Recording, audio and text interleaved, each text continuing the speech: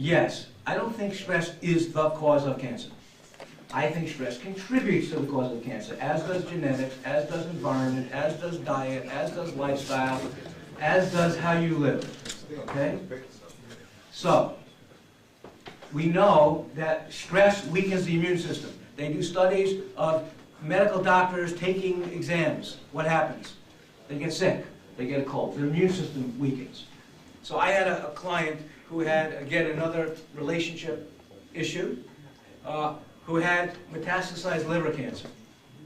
She had been living with her husband for 20 years and he had been having affairs. And they didn't separate and get divorces, and he had been flaunting it. They didn't have a good relationship, and he hadn't touched her in 20 years. And she had cancer. Now, I'm not going to say that caused her cancer. I am going to say to treat her cancer and to try to heal it, she's got to face the pain and the anger and the resentment that she had towards her husband, and the stress of living in that environment. Now, what we know is that stress weakens the immune system. So when a patient's spouse dies, if your wife passes away, and you have heart disease or arthritis, and you don't work to face it, you're going through a trauma, it's going to weaken parts of you that are already weakened. And as we age, the immune system gets weak, just in terms of its ability to function, and the genetic predispositions that we have for disease get exacerbated, either by our living healthy, and we prevent it and delay it, or we speed it up.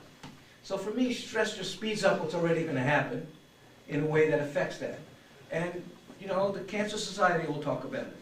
It's not a direct causation, but it's a contributing factor. And we're so caught in the magic bullet, quick answer, what's this, that we don't look holistically and see that sometimes, like I said, my mother's soup had everything in it except her consciousness. And her soup wasn't good until she put the right little touch of salt in. Okay? So stress may not be the biggest cause, but that may have been the straw that broke the camel's back and let the gene express itself. They've done studies on aging and gene. They've done studies now on meditation and yoga and its effect on you can change the genetic makeup and the chromosome through meditation and through awareness.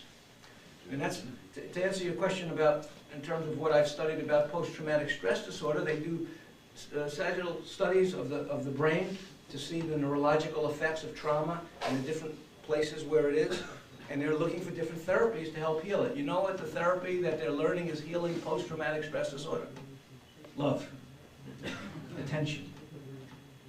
Just facing the, being with love. So stress is not causing it. It's contributing to an environment that allows a predisposition to manifest, is how I see it.